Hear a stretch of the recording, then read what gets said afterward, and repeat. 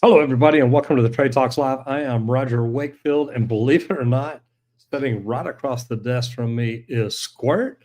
We are over in Grapevine, Texas, actually right next door to the Bass Pro Shops. So I'm telling you, we're in a cool place to be. We're here working on YouTube, learning to do what we do even better. That's why we do what we do every day to help bring you more information about the trades, because we truthfully feel that if you'll get up every morning and study 30 minutes to an hour, you can move up. You can grow to be in the top 5% of your industry.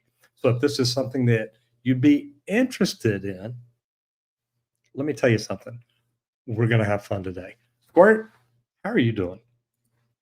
Man, I'm Man, I'm doing doing lovely this morning, guys. It is hump day, one of my favorite days of the week because it all turns downhill, baby. And uh, I'm Henry Wakefield, 20-year pipe fitter by trade. Now I'm the CEO of Leak Pro, and we would like to thank Leak Pro for sponsoring today's episode of the Trade Talks, where we build the most precise leak detection system for professional plumbers. And if you want to check out our equipment, I always suggest taking a look at the complete kit at www.leak-pro.com. But also, if you don't know the process of leak detection or you've never done it before, give me a call because I do a 2-day in-person training where I teach you every part of leak detection, from locating the lines to pinpoint locating the leaks, even how to determine where a sewer system's leaking, and also how to promote this. So please give us a call at 1-8888 Leak Pro, and I'd be happy how to discuss adding this to your business. And if you want to do what we do here every day, we do YouTube. And I started doing YouTube 7 years ago. As you see by where we're at, we continuously learn. We always want to get better. But what we've decided is we decided to put together a course teaching people how to do it. But before that course, we put together a webinar to explain to people there's some things that they believe that they're not true. We can find a way to get around the barriers that you think you got. And I really teach you how to do that. So anybody out there interested in doing Leak Pro, I mean, not Leak Pro, anybody interested in doing YouTube, I'm looking up at your shirt. Anybody interested in doing YouTube, literally just go to www.justmetroger.com. And I'm telling you, I think you'll be glad you did. So we're going to go ahead and jump in here because in the national news, the U.S. Department of Transportation announces $300 million in rural road and bridge repair funds. Now, this is big because, all the times we're in a city, there's always road construction going on. But out in the country, it's like, you know what? Is anybody ever going to fix these potholes that I drove down through and back up out the other side? So, it's something that's going to be really, really good.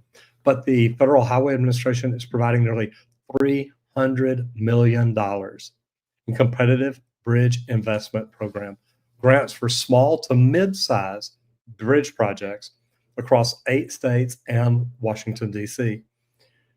Guys, this is going to benefit a lot of people because this is going to boost local contractors, major opportunity for bridge crews and structural engineers, roadwork suppliers, anybody like that. So this is going to put money in the local communities.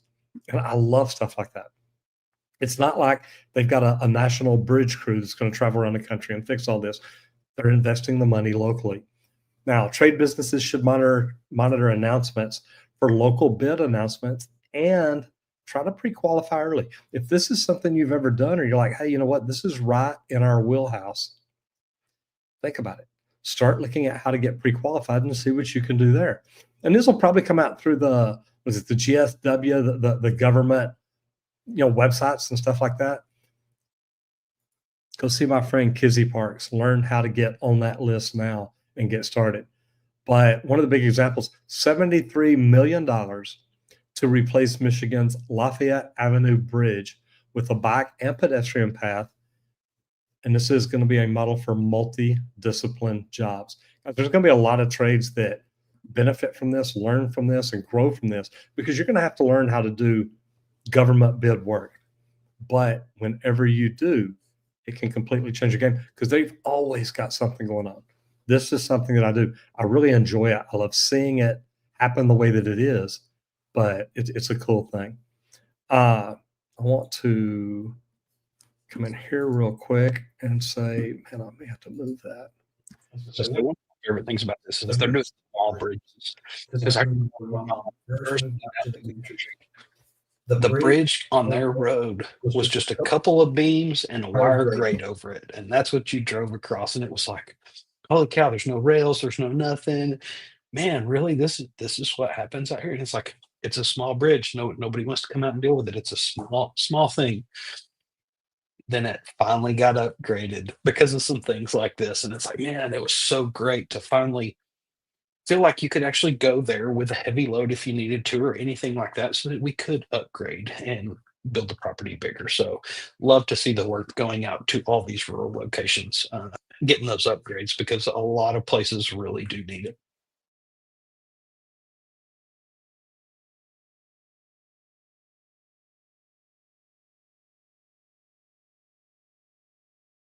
Yeah, I'm gonna quit muting. If y'all hear this echo, it is what it is. Sorry, guys. I want to say hello to Kevin Hawthorne. How you doing, man? Good morning from Lakeland, Florida. Always good to see you in here first thing in the morning, brother. Mr. Miyagi of plumbing. Man, where did I get a name like that? And Squirt. What's up, brothers? Happy hump day. God, is it hump day already? Hump day, baby. Man, I don't even know what day of the week it is anymore, y'all. Matt McDonald, good to see you in here, brother. And Matt says, go Leak Pro. Gotta love it. Miss K says the Trade Talks Live is instrumentation technician, a good trade. Yeah. I mean, to me, now you're looking at specialty now. You're looking at getting into things that not a lot of people do. And if you can brand and market yourself and get found out there for it, man, that can give you such an amazing opportunity to do wonderful things. So number one, if you enjoy it, and that's what I always start with when people ask me, "Hey, is plumbing a good trade to get into?" Yeah, if you like plumbing. Well, what about electrician? Well, if you like electricity, and that's kind of the way it is, and that's the way I look at it.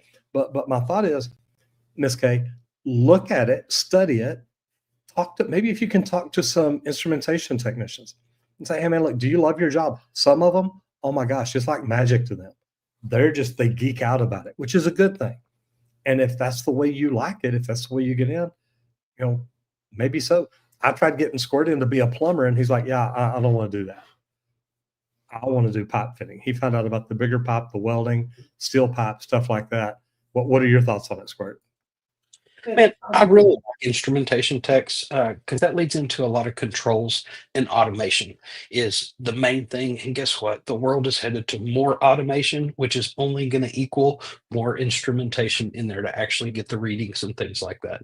So I think there's going to be a higher demand for that position also in the future, even more. And I worked in some heavy industrial spaces, so instrumentation was huge. And there's so many different aspects of it too for that heating and the cooling to the actual automations on the process lines, things like that, steam, condensate. Like you get into so many different worlds and spaces that it's a really cool trade, I think so, personally. And I worked with a lot of instrumentation people being a pipe fitter because there were so many different instrumentation devices throughout our world. And a lot of that's valves and even pressure and temperature readings indoors, outdoors, inside the pipes, outside of the pipes.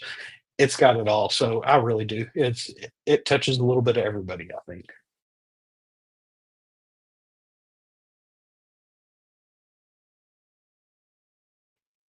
Okay, so we're going to roll into the bottom line here. How to know when it's time to hire a bookkeeper? And guys, look, I'm going to tell you what we're going to talk about some things that will tell you when it's time, but I'm going to tell you from the get go, you need a good CPA and a good attorney when you first start. Okay. That's when it's really time. Now, if you don't do it that way, there's some key signs to let you know when you might be ready. First of all, payroll errors happen month after month after month. Now, payroll errors are a whooping. It'll kill you. When you've got overdue invoices or late payments, that's something I don't always think about. It's like, man, what do we got to do here? So stuff to look at. When the owner spends hours weekly looking at his numbers, I'm looking at a bunch of different AI stuff that I think can be brought in and help people do things. So I see it because, guys, this is things I have spent hours going over numbers trying to make them make sense. But there is a cost to it, but it's also a payback because a bookkeeper may cost $3,000 to $4,000, 3 to 5,000. A CPA, maybe even more than that.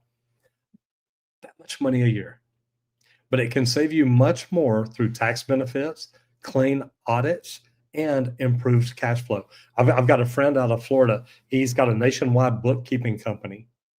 He says, my clients have never been audited. 160,000 tax reports. He's never been audited. He said, I teach people how to look at the numbers. I teach them to know their numbers.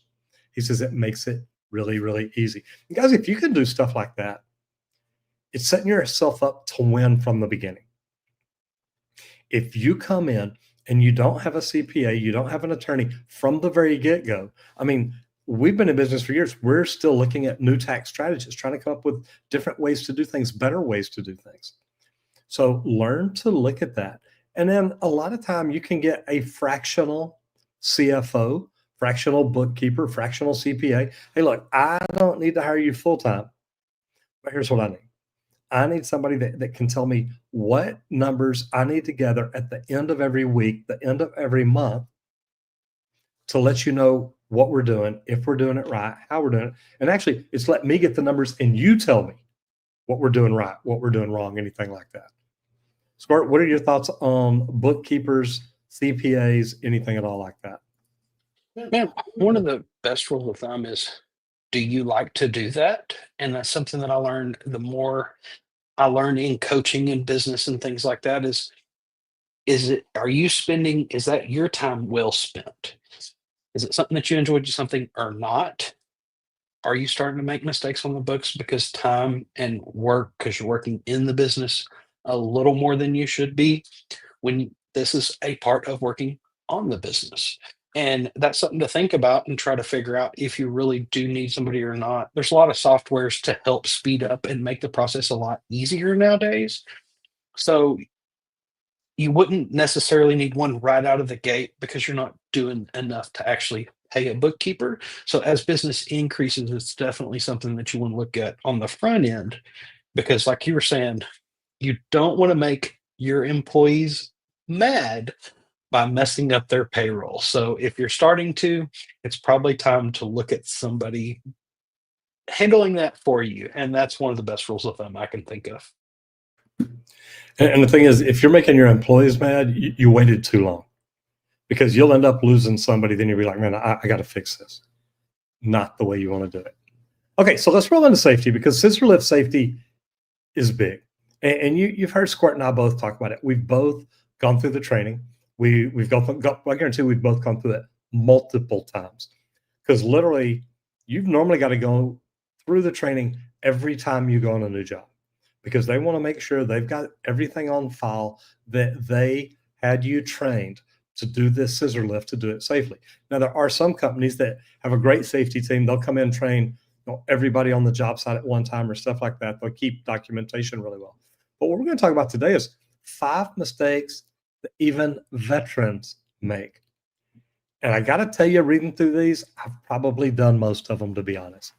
But number one, forgetting outriggers on uneven surfaces. Now, I can truthfully say, man, I really didn't use scissor lifts on a lot of uneven surfaces. I have had them that had outriggers before. Not sure that I really used them much because we were normally on a flat surface. Now, I would use them if we were going up super duper high. I've been in some scissor lifts that you go so high as you go up, your sphincter region puckers up. And yeah, skipping fall rest checks. Man, once you've got your stuff on, you got it clipped, you get up there, you get to moving around, you're trying to get things in place. Sometimes you forget.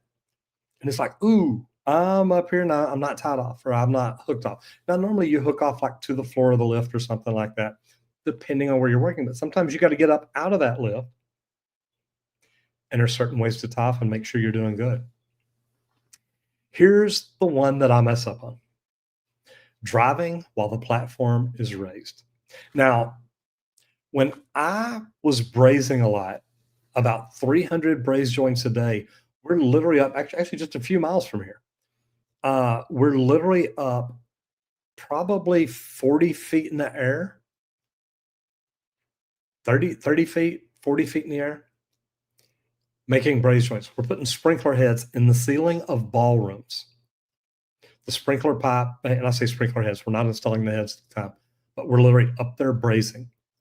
And in the floor of the lift, I've probably got 10 or 20 drops. Everything was pre-cut, curved, dimpled. We're literally, you go in, you ran the T-drill, you stuck it in, you soldered it. Literally, if you came down to the floor every time you did, I'd have gone from 300 braze joints a day to 100 because of going up and down that many times. You just couldn't do it. Here's another bad one. Overloading beyond capacity. When you and somebody else are on there and you've got so much pipe on it, it won't raise. So you're bouncing to try to take the weight off of it.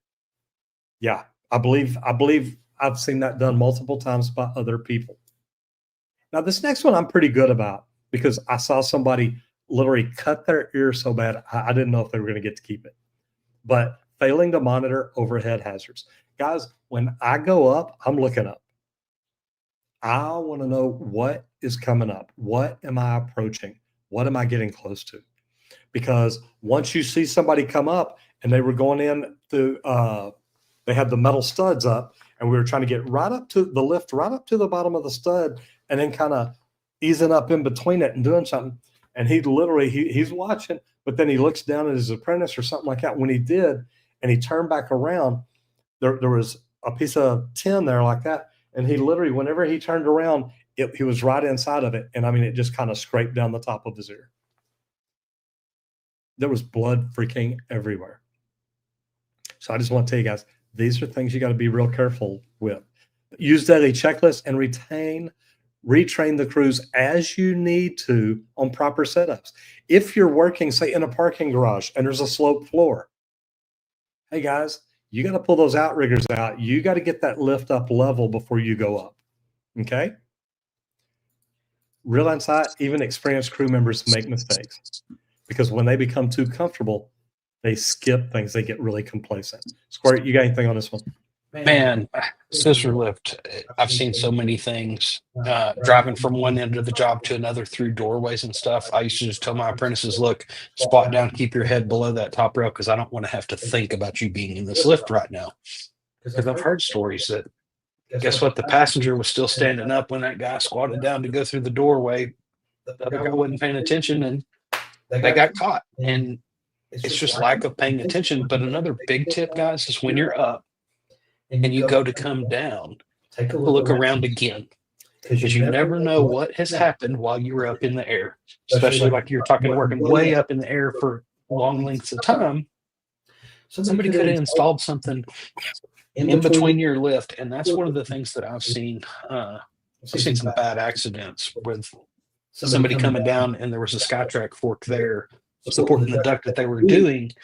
But they didn't realize it was in their lift and they went to go down and the lift went over because they're not built to handle that. So pay attention to what's around you as you go down also. Just an extra little one to throw in there. I've seen somebody lay an A-frame ladder up against the lift because they just set it down. They were carrying some stuff moving. They're like, look, just those guys are up there working. Just lean it here for a minute. We'll carry the tools over and come back and grab that. Then when they went to try to go down in the lift, it got caught on it. It was in an angle where it jammed it, and the lift literally started turning. Now, luckily, they let go of the handle real quick, leaned over the right direction, and were able to bounce it and bring it back up to take the pressure off. But yeah, guys, stuff like that is not good. I want to give a shout out here to Ting Ting. I like this. Ting Ting says, love this channel. Thank you for all the helpful advice. Brother, you are welcome. Matt McDonough says, all right, ha, ha, ha. 70 feet in the air. Airtight. Yeah.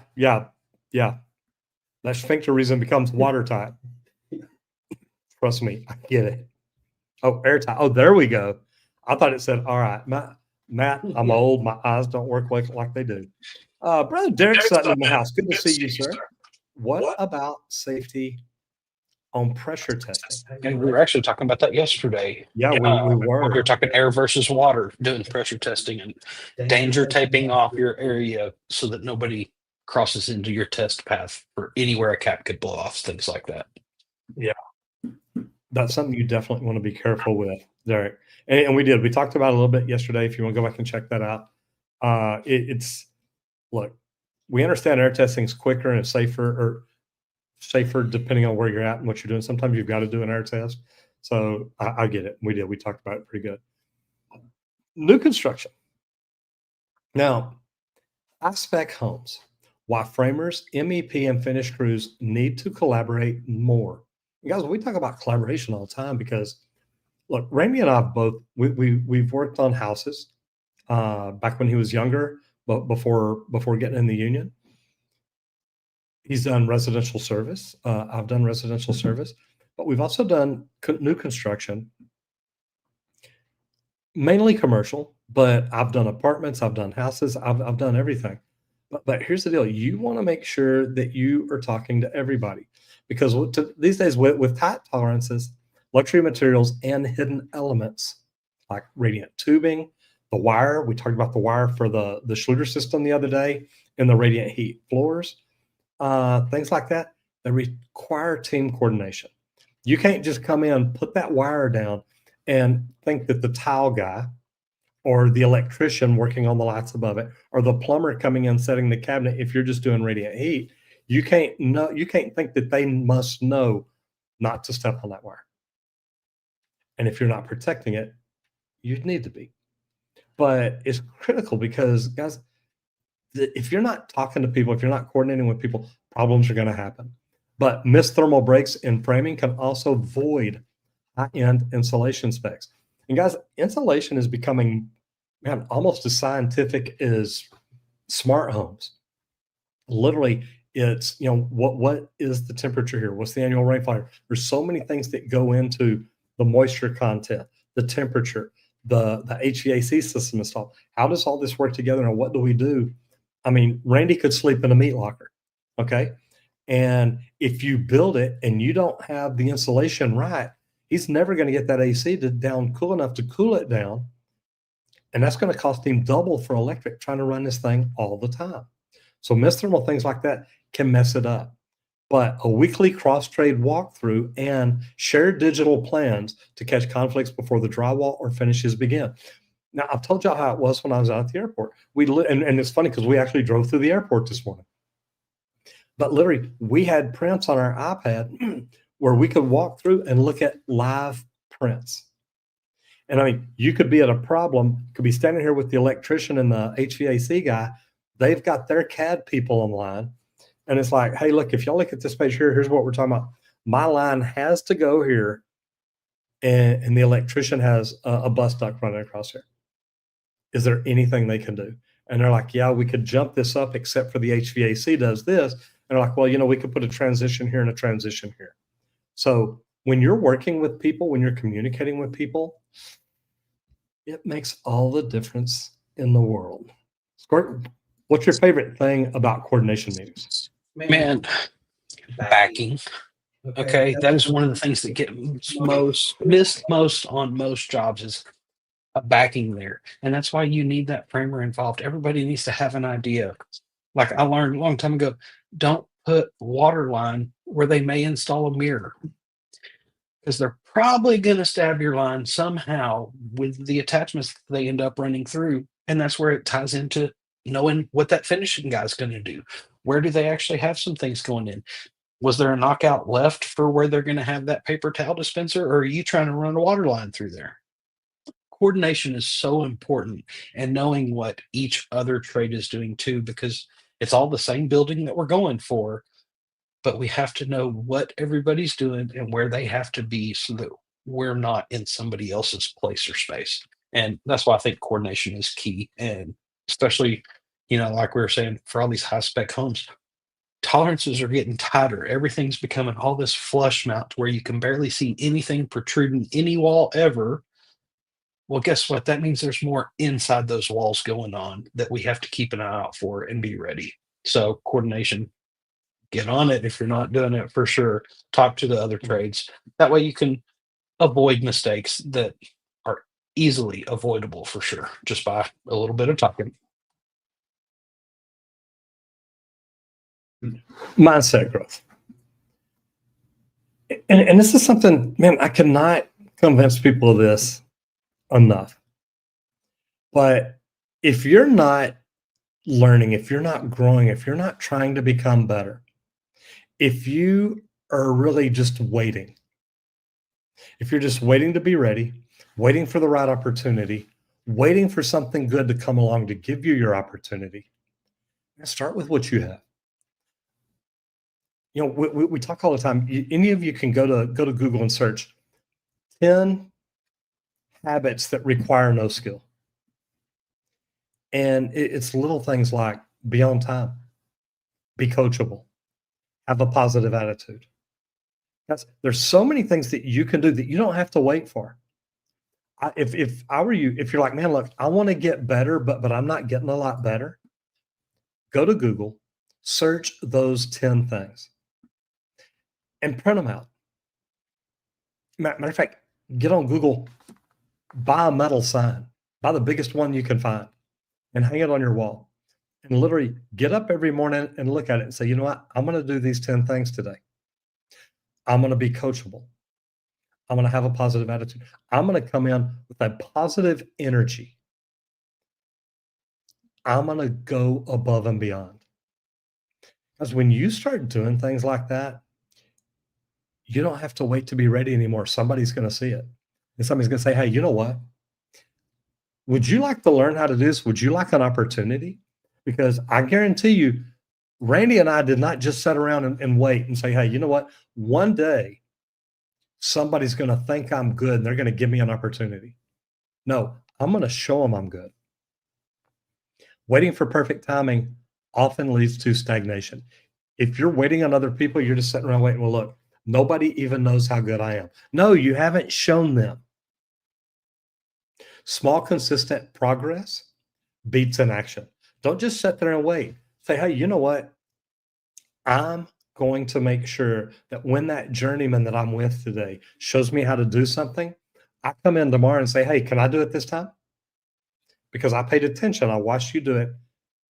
I went home and got on YouTube, studied how to do it. Can I do it today while you watch me? And you don't even have to watch me. You can help me, but let me do it. May I do that? Improve your mindset by setting micro goals.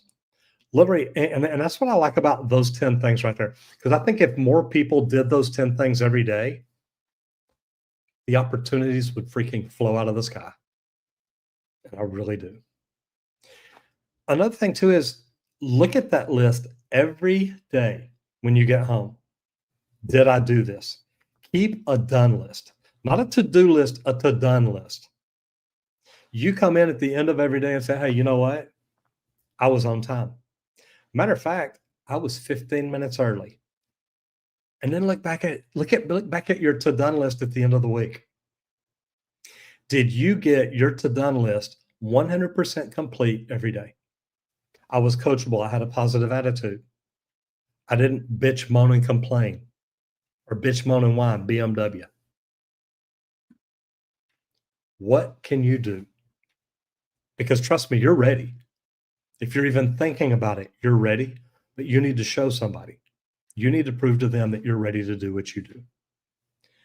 All right. Any of y'all interested in doing what we do? We get to go on YouTube every day and talk to people.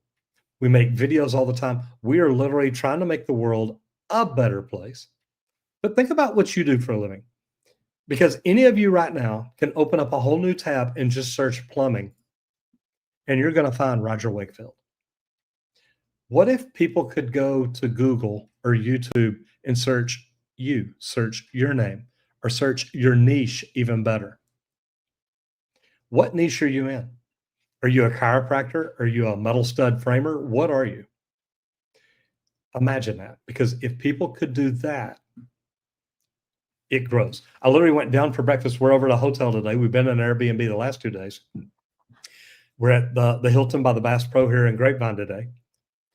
Go down to breakfast, and I noticed this guy looking at me, and I thought, okay, he's here for the YouTube training like I am. And I get up and order, and he comes around behind me and he places his order and he looks over at me. He says, Roger, I've met you before. He says, a few years ago, I thought, whoa, wait, I hadn't been in this YouTube training group for a few years. He said, I met you at an event. He says, I'm a plumber. I'm up in Tulsa. And I don't remember where we met, but we talked. He said, man, I really did enjoy talking to you. He said, and when I saw you over there, I was like, oh my God, look, Roger's here. That's the second time today I've been recognized. So imagine what you could do in your niche if you were seen all day, every day, and people could just search your niche and find you. If it's something you're interested in learning how to do, go to www.justmetroger.com and check it out. It's a free webinar. I think you'll enjoy it. Squirt, will you do me a favor and tell everybody about our amazing sponsor, LeakPro? Sure will. Everybody at LeakPro, we would like to thank LeakPro for sponsoring today's episode of the Trade Talks. And LeakPro manufactures the most precise leak detection system for professional plumbers. And guys, if you're a professional plumber out there, guys, our equipment is super user friendly. What I do is I build a couple different devices. I build a probe, which is a T-handle style. It's real solid. It's strong. It's got a stainless steel rod on that, so it's durable for probing in and out of the ground.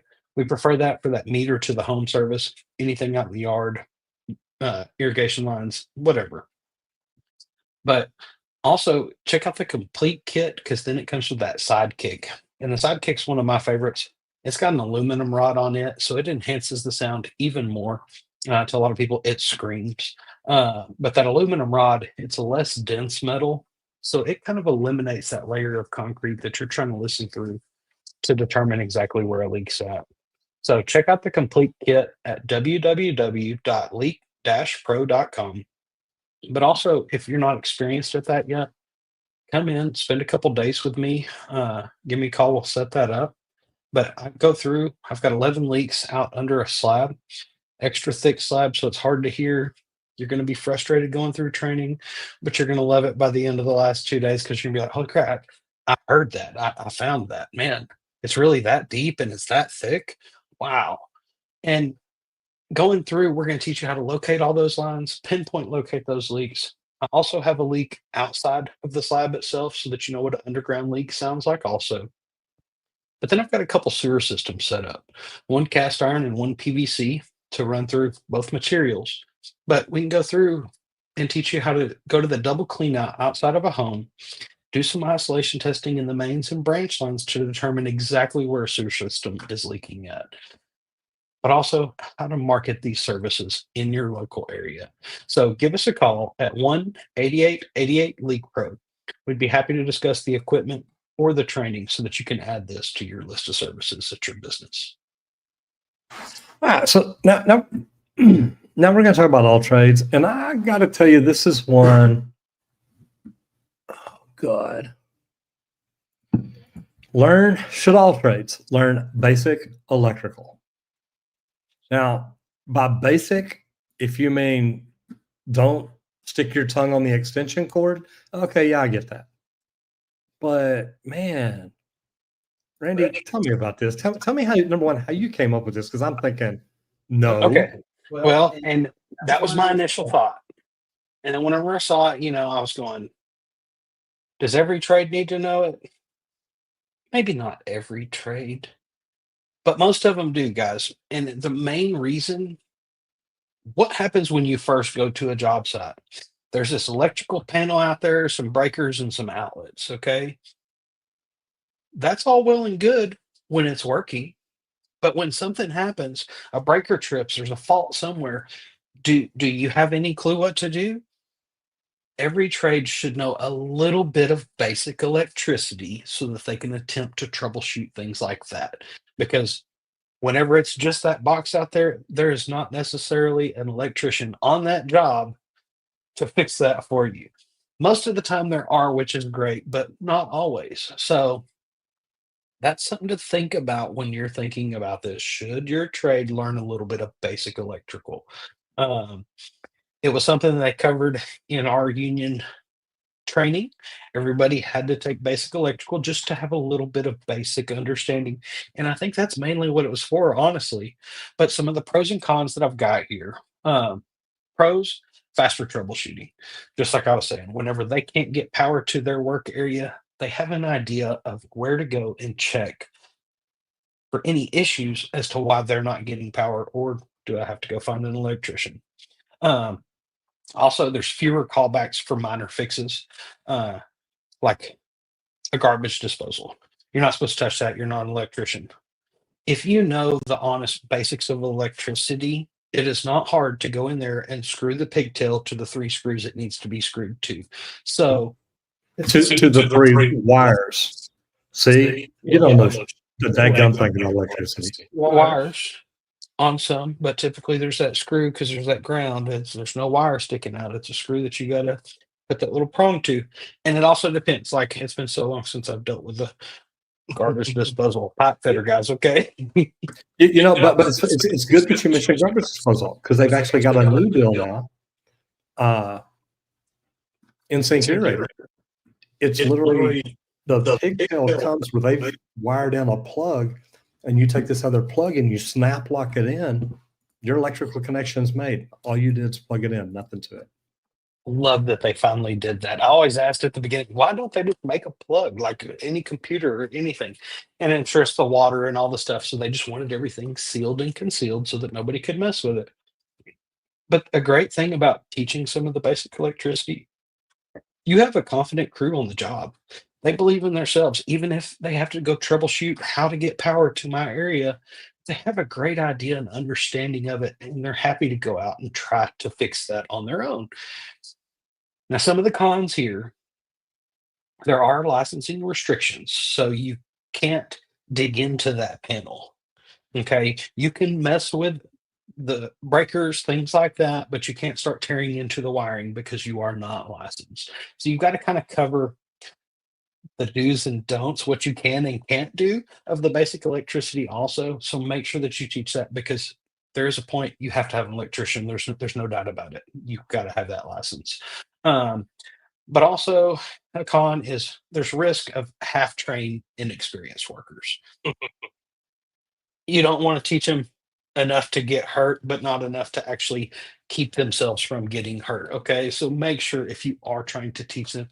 And like I think that was one of the things the teachers originally asked us in our basic electricity. He's like, look, guys, I know y'all don't want to know all of electricity and how to do it. What's the major thing that y'all would like to learn and grasp from this? And it's like, look, if we could fix some wiring at the house if we ever needed to, just to kind of understand how that works, that would be great because that helps us troubleshoot things on jobs.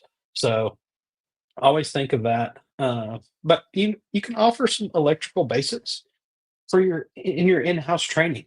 Work with local electrical instructors or electricians in your area that can kind of help you determine what that basis is of your training, what you're calling electrical basics. So I think that's pretty good. Uh, we'll move on here to laws and licenses. Fines and penalties. What inspectors are writing up in 2025? Everything, yes, for sure. Some of the top violations though, and I see it. I drove by a site just the other day and see the big board outside with the big letters of the address and everything, meeting that city's requirements for that job to go on. And it's like, man, that's clearly visible. But a lot of jobs out there, guys, that you're going to get written up for, your permitting is not visible on the side. And that's just something that jumped out in my mind when I drove by the other day. And it's like, man, don't see an address that big on anything except for construction sites. And then their permits and everything are mounted there. But also, another big one is make sure that you've got all your safety documentation posted where it's supposed to be posted, visible for your employees, things like that. And then also time of day logs.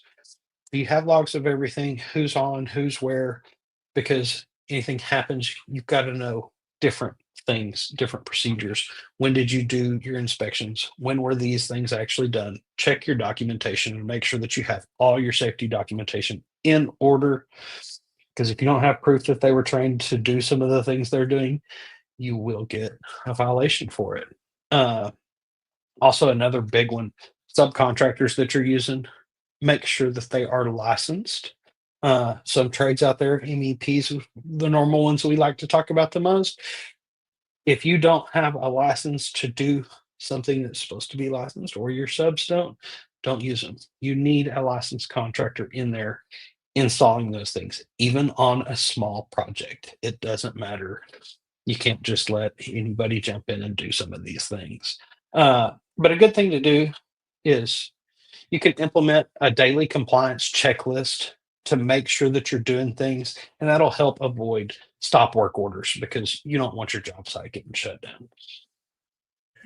One of the things that you talked about was the addresses and stuff like that.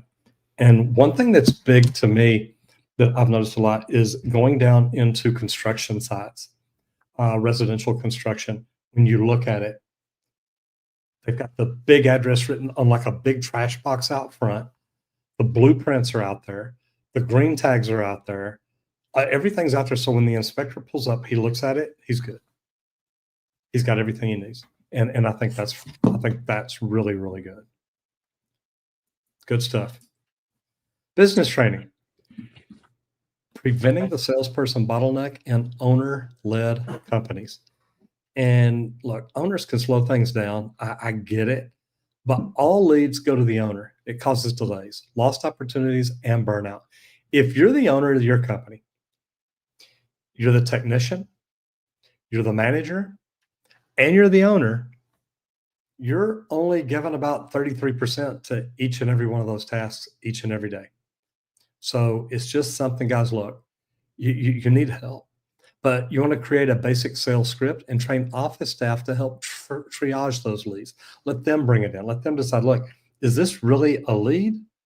Or is this something that, we just kind of need to pass on? This is not our ideal client. A lot of times people will call to schedule meetings with me. And it gets in and it's just a sales pitch. It's like, I'm not buying. Thank you, bye. Or they want to be on my podcast.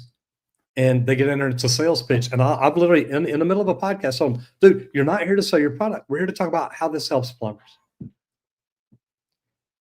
And the next time you mention your product or how to get in touch with you, I'm going to stop the cameras. You wasted a trip to Dallas. Have a great freaking day. Bye.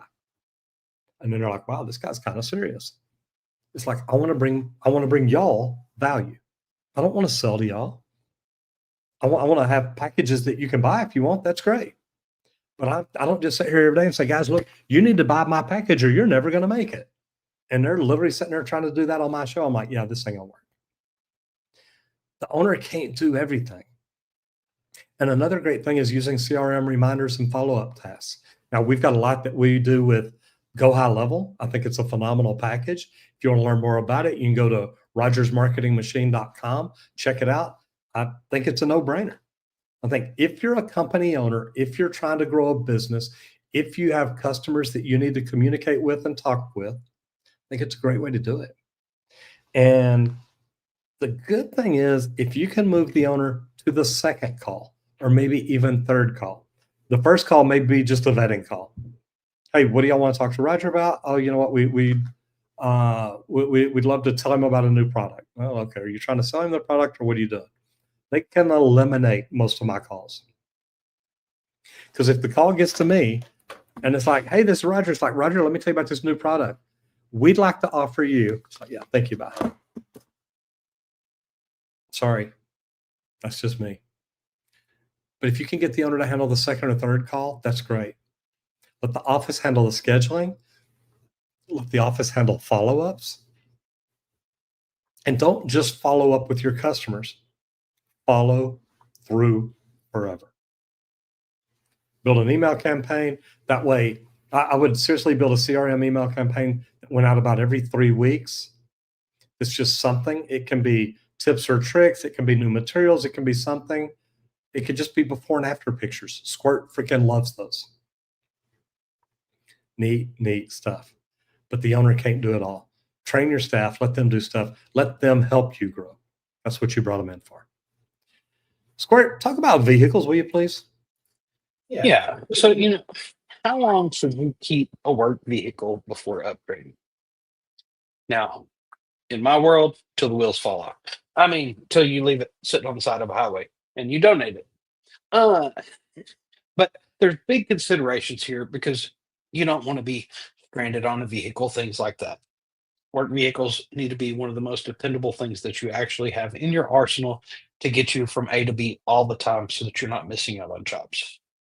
Major considerations here, though, guys: maintenance and repair cost per mile per year.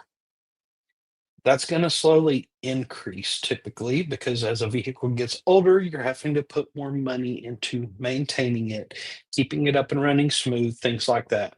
So keep track of this on your fleet as to how much you're putting into each vehicle, because then you're going to start to determine, okay, I can have a workman for a decade and I have to get rid of it. There's no choice at all at that point because it's just going to cost me more money at that point. Even though I'm not having to pay for it, I own it. That was great. The cost is starting to outweigh the benefit of still hanging on to that thing. Uh, Also, track your mileage, the reliability.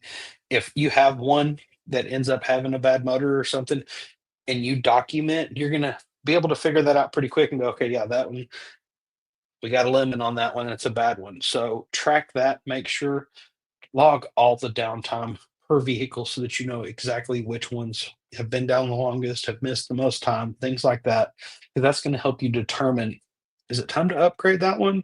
Do we need, which one do we need to get rid of? It's going to tell you which one's the worst in your fleet so that you know, hey, next one, that's the one that's going. It doesn't matter. There's no doubt in my mind. Um, and also a good thing to think of is the resale value.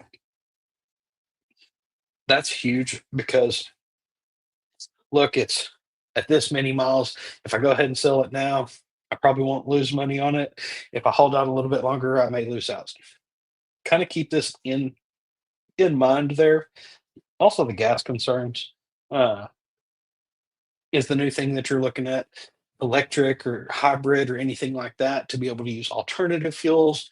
Different things to think of whenever you're looking at this. But if you are actually tracking your fleet and making logs, watching your mileage, watching the different things, and plugging in all these numbers slowly over time, you can quickly figure out the ones that, you know what, let's forget this, let's get this instead.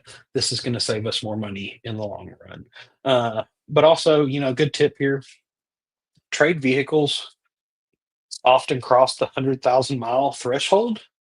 So consider upgrade or trade to reduce the downtime cost. Once a vehicle's over 100,000, it typically has more problems and issues on average. It definitely increases a lot at that point. So that might be the time. Hey, look, we don't let them go to 100. Once it hits 80, let's get rid of them. Let's upgrade to that next one. Let's look into leases, different things like that. And that's something that you can definitely play into mind too nowadays, because my brother was saying before, they did a lot of that, but they would come wrapped. That was part of the package that they had on that lease. And then you can catch some really good deals because he was doing a 4-year lease. Well, oh, if you lease it one more year, you own it. Well, then boom, let's just lease it for that last year. Even if we're going to sell it at the end of that lease, it's ours to sell at that point. So we gain a little bit of that resale, which is probably going to cover that extra year of cost. So it gives you a free year of use, is kind of how I think of that. So definitely break this down and track it so that you can do what is best for your fleet and the best for your company's future. Track all these things and keep a close eye on it. I think it's really good to do. Okay, I love that. And the big thing about it is, like you said, if you do a 4-year lease and you keep it one more year, it was ours. And it's like, it's kind of crazy not to. Now, the mileage may tell us otherwise. Even at the mileage, if you can keep it one more year at 600 bucks, would you pay what, $7,200 if you own a vehicle that you could sell for 15 grand? Kind of a no-brainer not to. All right, so we're going to get rolling to social media here. And we're talking about Drywall Shorty. Now, why is this channel good?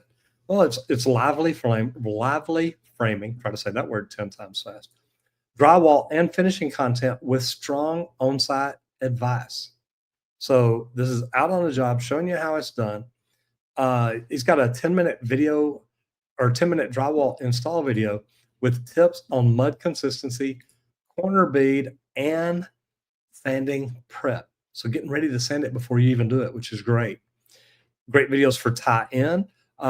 Great model of practical, visual-led training for apprentices and crews. So there's a lot of stuff going here. Randy, what is it about this site that you really like? So Drywall Shorty, Muted. she is part Muted. of the build show. Muted. So Drywall Shorty here, she is a part of the Build Network. And you're very familiar with the Build Network, I am sure. You know, we talk about Mechanical Hub on here a lot, different things like that. Matt Reisinger, all that.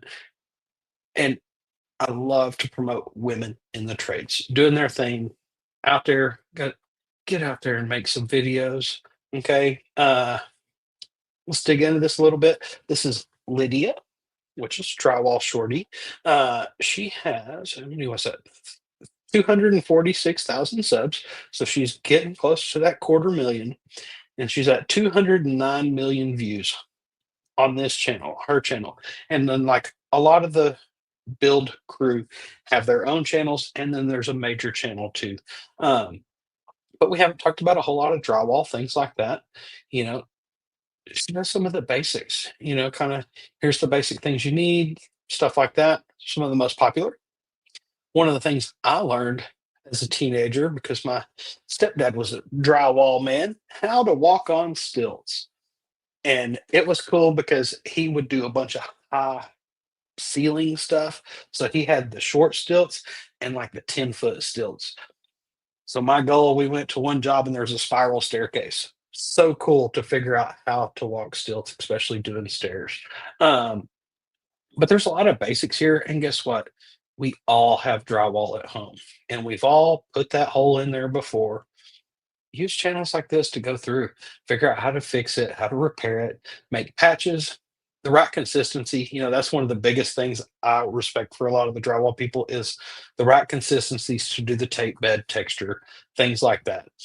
And they just kind of go through. She covers all the basics of everything that you need to do to get started.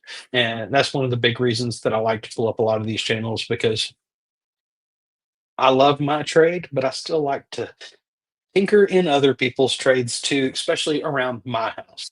And I just think it's really neat to go in, see people just doing their jobs, doing their trade, and they take pride in what they do. And that's one of the biggest things that you'll see on social medias is how much people love what they get to do and how much they enjoy doing it on a daily basis.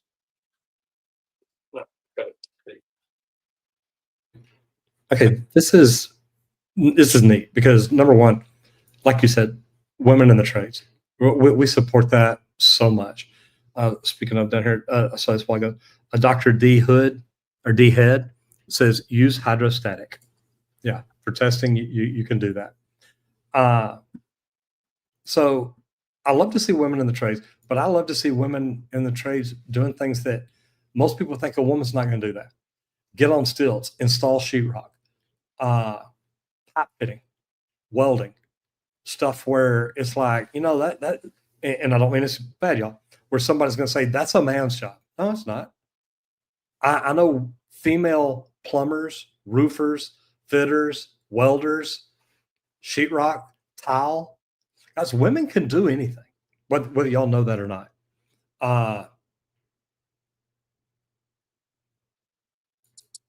For the most part. And I'm trying to think of something they can't do, and I really can't come up with it. There's nothing. There's nothing. Like, guess what? It's one of the things that a lot of people look at pipe fitting and they're like, oh my gosh, having to pick up that big heavy pipe. And it's like, they make tools for all of Yeah, it. we don't pick it up. That's it. Like, I've got equipment, I've got chain falls, I've got all these things. Yeah, I got to go through and drill an anchor and put all this stuff so I can actually use it. Guess what? Any woman can do that too. Mm-hmm. And guess what, guys? I hate to say this. Women can make better welders because they say scientifically their hand-eye coordination is better than men's. and they can control it better. I'm I'm not sure. I was told, looked up research, and that's what I always heard. And it's like, holy cow, awesome. You know, Randy, and if you look at the top plumbers in Texas, guys, 3 or 4 of the top plumbers I know are female. Lisa Hill, executive director of the Texas State Board of Examiners. Diane Villarreal, former chief plumbing inspector in the city of Dallas. Mary Conger, Conger Construction, mechanical engineer, master plumber, plumber continuing education provider.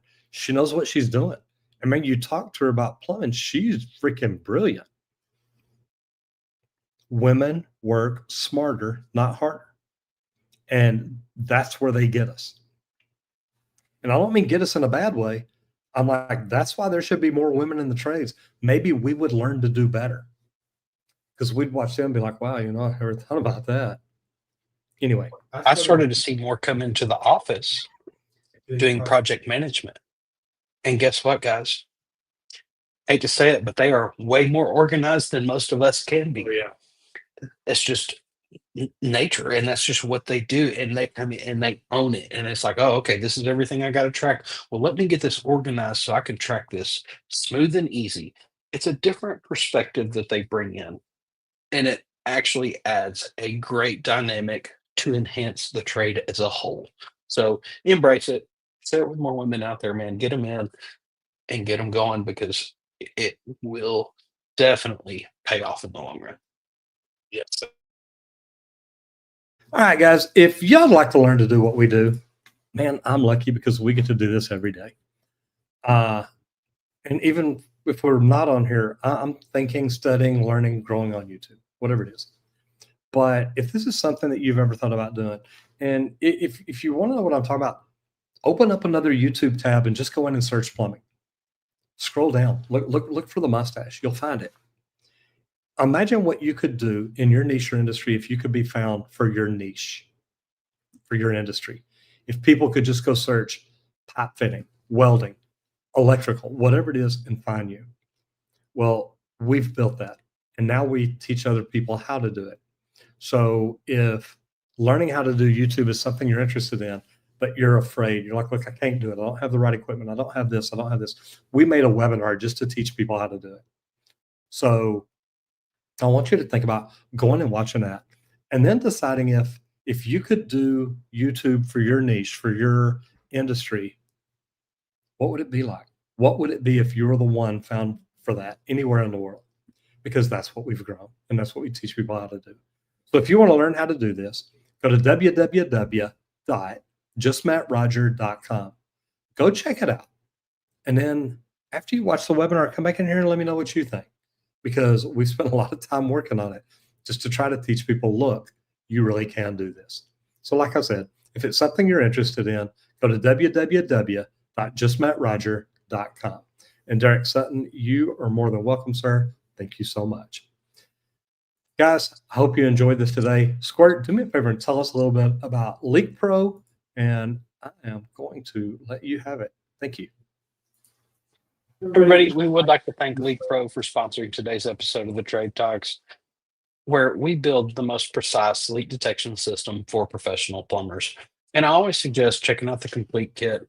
It's the business in a box. It comes with both pieces of equipment, our probe for your outdoor leaks and stuff that you're listening for, and then our sidekick for anything indoors or under any slabs.